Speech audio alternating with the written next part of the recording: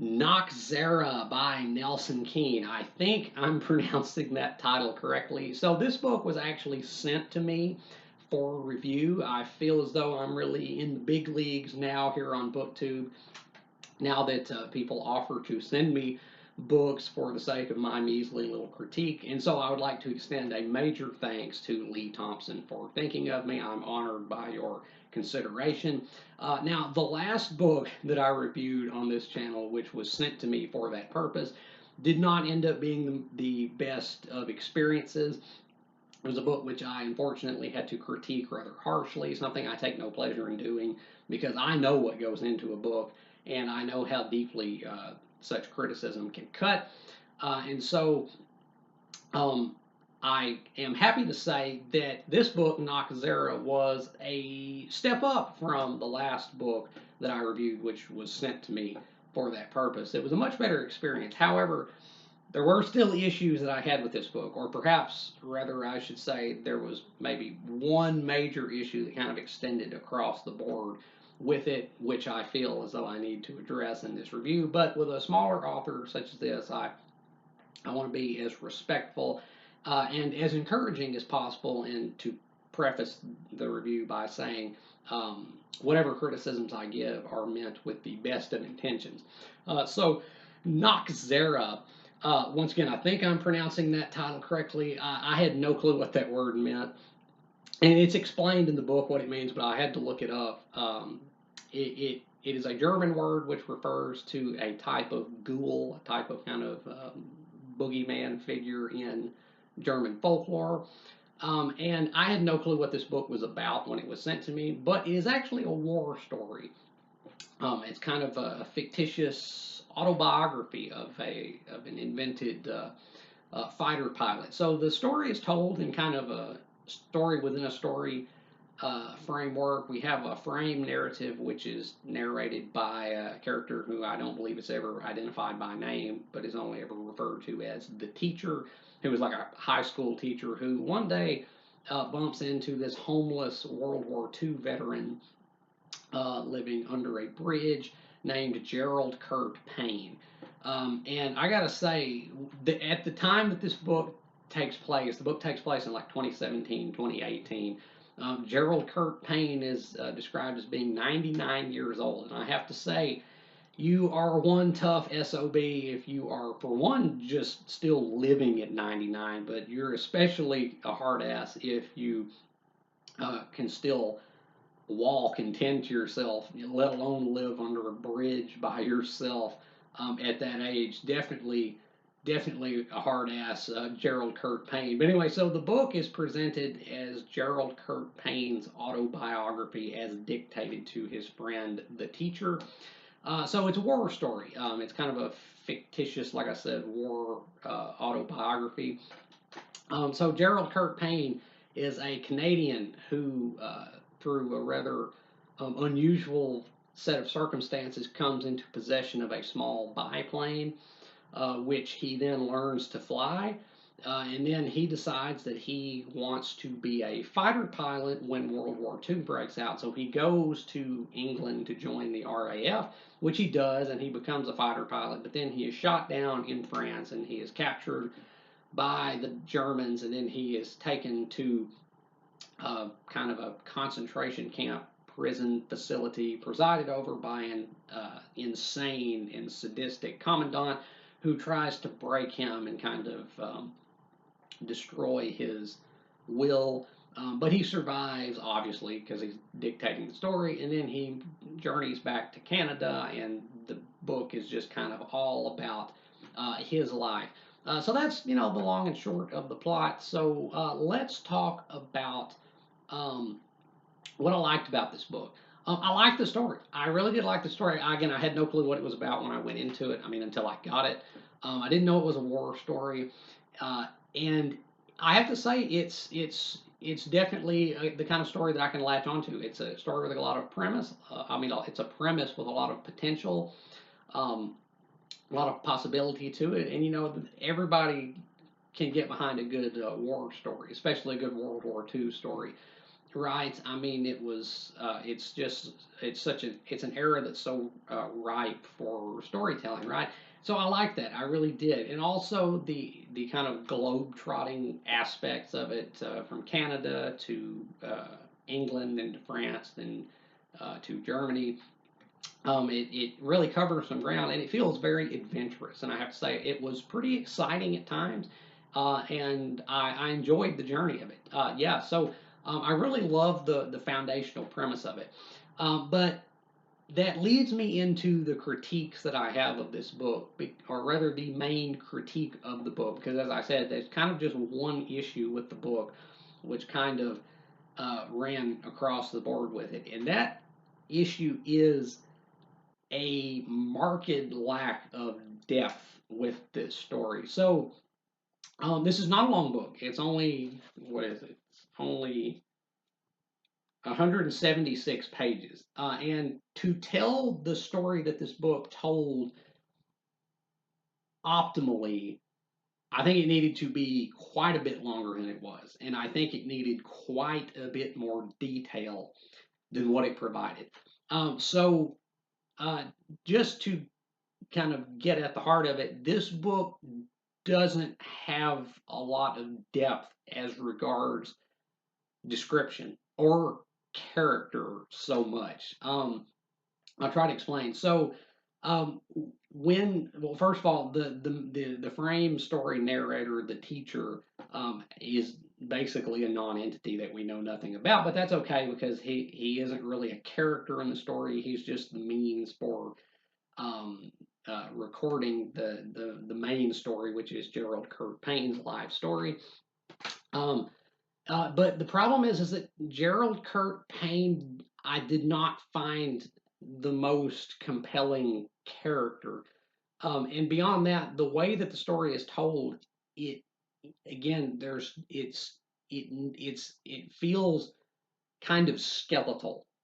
It at times it kind of reads not so much like a book as like a synopsis of a book. Like it needed more brawn. It needed more flesh on the bones of its story. It needed to be filled out more. So I'll try my best to explain what I mean. So when Gerald Kirk Payne starts his story, he is a young man in Canada, right prior to the outbreak of World War II. Um, but that's about it. That's about as much as we know. He grew up on a farm. Um, he tells us, and I guess he was an only child. I just gather that contextually because there is so little backstory given, or so little background um, information provided. His parents, who are never named, they're just referred to as mom and dad, and that's okay. But his interactions with his family are minimal. There's only like one or two scenes where he actually interacts with his family. And so his story kind of opens proper with him at a fair where he is offered the opportunity to fly in this little biplane from World War One. And it's kind of funny. There is some real comedy in this book where he gets in the plane and the pilot takes him up and they do kind of like a barrel roll and inversion, but the pilot like forgets to strap himself in, so he like falls to his death, and so Payne just takes over the plane and flies it home, and he basically just kind of absconds with it, and he learns to fly it, and yeah, that's funny, and I kind of like that. But the reaction that his parents have to that event does not feel terribly realistic. It's they're just like, oh, you narrowly survived dying in this plane, and now you have this plane which you technically stole. Okay, have fun, son. So then he spends time learning to fly it, and then World War II breaks out, and he decides to go to England to enlist in the Royal Air Force. So he does.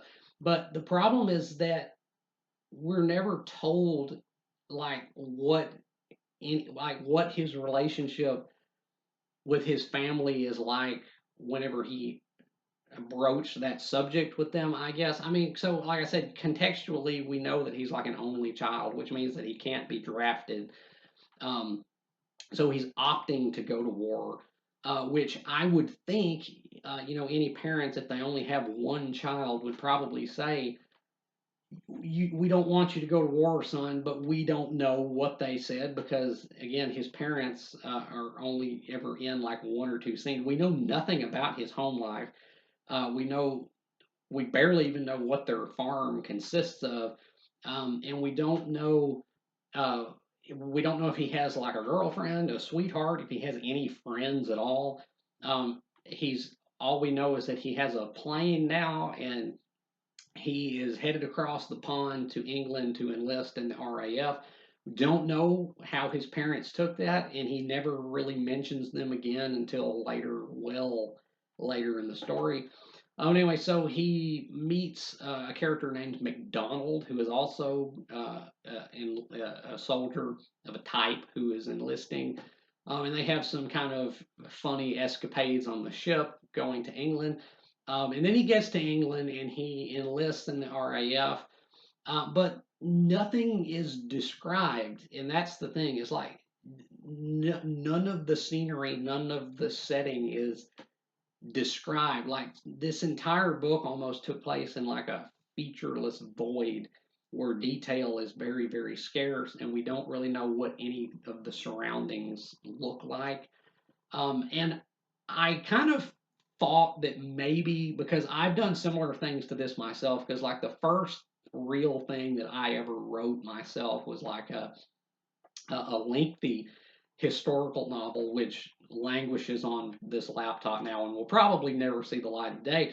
But I had the same problem writing that thing, in that if you've never been to any of these countries that you're writing about, you may not know what they look like, and so it's kind of hard to describe what you don't know.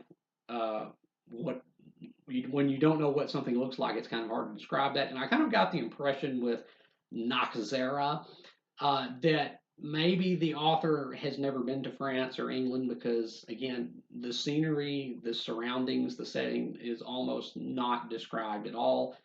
So he goes to England, he enlists in the RAF, and he becomes a fighter pilot. And then he's shot down in France, and he lands in the French countryside. He parachutes out, and then he is picked up by the French resistance. But then he is later captured by the Germans, and he is taken to a prison, which, like I said, is presided over by a sadistic and insane commandant who um, has a hard on for RAF pilots because his son was killed by one of them, and as it turns out, his son may have been killed by our main character, and so he sets about trying to break Gerald Kurt Payne, kind of destroy his psyche. And so that's kind of what the heart of the story is about, is this kind of mind games between the prisoner and the commandant. Um, but again, there's just not enough psychological depth here, I don't think, to really pull off what the story was wanting to. Because I don't know anything about Gerald Kurt Payne other than the fact that he likes to fly planes. That's pretty much the only personality trait that I picked up on reading this book. He doesn't have a terribly multifaceted personality, um, other than the fact that he likes aviation. I didn't know much about him, and like he mentions when he's in prison, he's like, "I wanted to see my family again," and I'm like, "You mean the family that you haven't even thought about apparently until now? The family that we don't know how you left them because you just omit a lot of interaction there that we don't even know really what your relationship between them is like." And it's a little bit thin, and again, it's very thin in terms of like physical description. But anyway, also in this prison extended prison sequence in this book where he's being like basically tormented by this commandant, um, there is the single most egregious example of insta love that I've ever read in any book. Period. And in fact, I will read it right here because I feel as though it needs to be addressed just how insta love this scene actually is. So It's on page 114. Now, I want to emphasize that 114. It reads thus.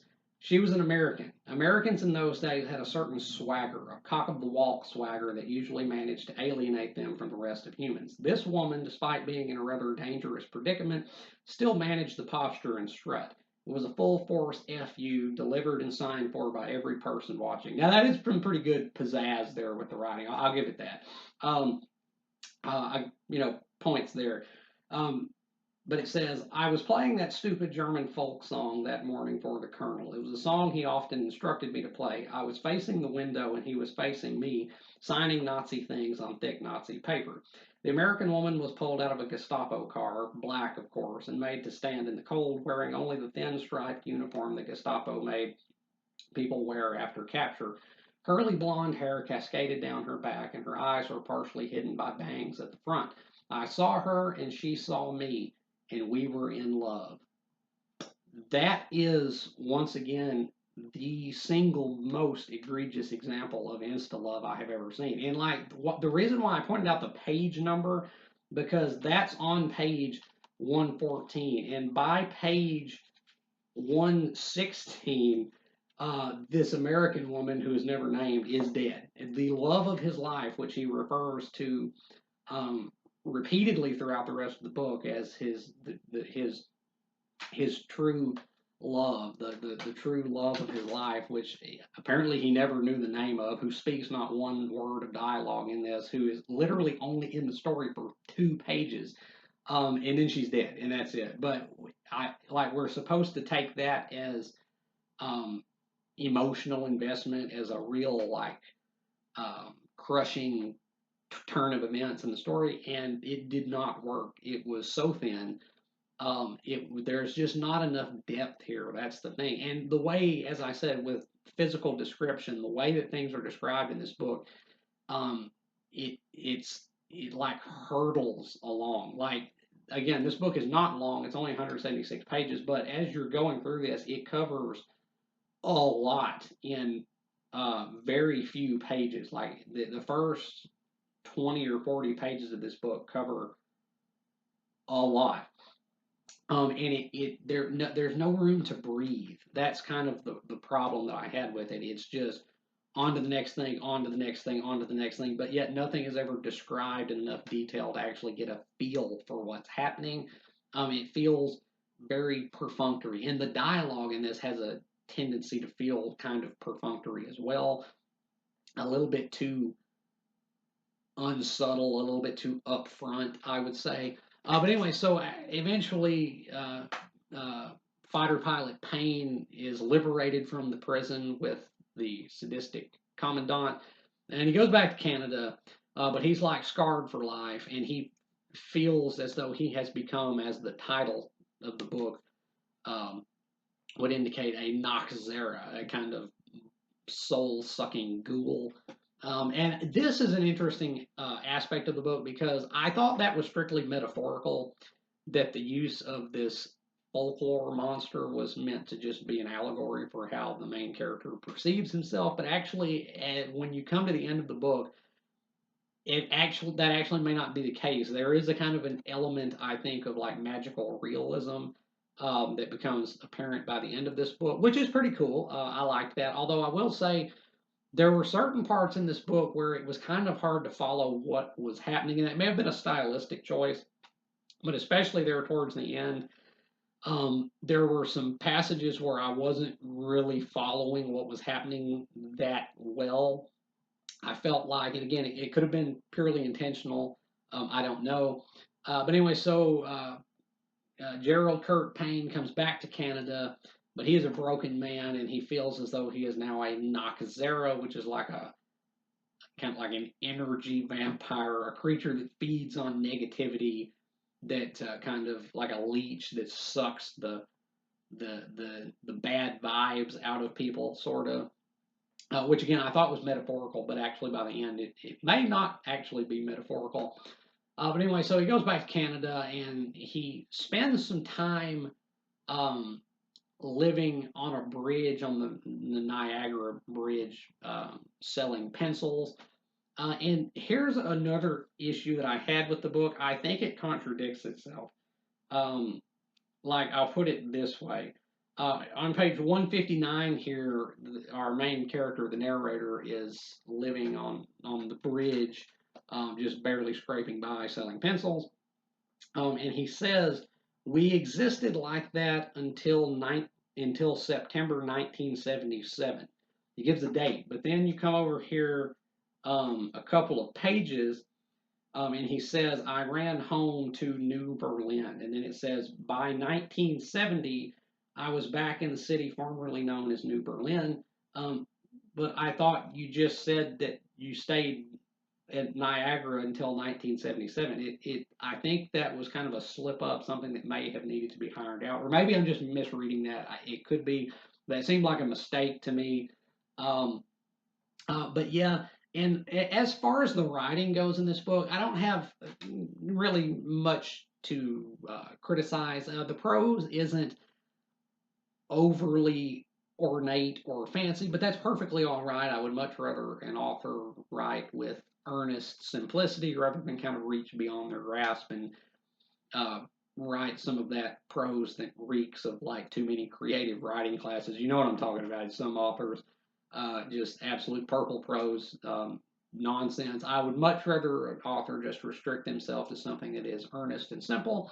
Rather than something that goes overboard and kind of tries to be too flashy. Look at me. In this book, like I said, the prose, the writing, it's not terribly um, flashy or ornate, but it works. It's fine. I don't really have much to complain about other than a few, like a smattering of typos and grammatical things that probably needed to be ironed out in proofreading. But overall, in terms of the writing, I don't really have much to complain about. Like I said, my main criticism of this book is just the lack of depth that it really needed to um, pull off the story that it was trying to tell as best as I think it could have. Because, like I said, it's not a long book. It's a pretty breezy read, but it feels at times, like I said, kind of skeletal. Like it needed more meat on the bones. There needed to be much more psychological depth given to these characters, and much more physical description. Because again, I couldn't picture the vast majority of this book in my head because nothing's just described. Like it'll just describe an office or a town or the countryside, but it won't ever go into detail about what these things look like. And that it felt too thin at times. Actually, it felt too thin, kind of like I said, kind of across the board. It just needed more in there, I think. But still, overall, I came away with a positive impression after reading this book, and I liked the story. I really did. I liked the story. I thought it was a good story. Um, I did. It had a great premise and it had a lot of potential, but I don't think it capitalized on that potential as well as it could have because it needed more in there. It needed much more depth, both um, psychologically as well as in regards to description. It just needed more in there. So to rate Nachzehrer by Nelson Keane, I think I'm gonna have to give this book a good solid C. Just right down the middle, a good solid C. It is by no means bad, but it could have been better. I think it could have been. Again, I like the story. I wanted to get invested in it, but the way that the story is told kind of kept me at a remove. I couldn't really get into it because there just wasn't that much to latch onto here. I felt like there should have been. So yeah, to rate Nachzehrer, I'm just giving it a good old solid C, just right down the middle. Still, like I said, a major step up from the last book that I reviewed, which was sent to me. So definitely a step in the right direction. And this is a very it's a fine book. It is a decent book, very okay. But I think it could have been done a little bit better because it needed a little bit more in there. But that's just me. So yeah, I'm giving Nachzehrer a C. So Nachzehrer by Nelson Keane. Have you read Nachzehrer. If you have, let me know down in the comments what you thought about it, whether you have agreed or disagreed with anything I've said today. And if you haven't read Nachzehrer, I could maybe recommend this, especially if you like World War II fiction, because there's a lot of like discussion in here about like planes and stuff, the various kind of models of fighter planes and everything, which I think aviation aficionados will really latch onto. It's just that I wish that there was the same level of detail given to everything else in the book.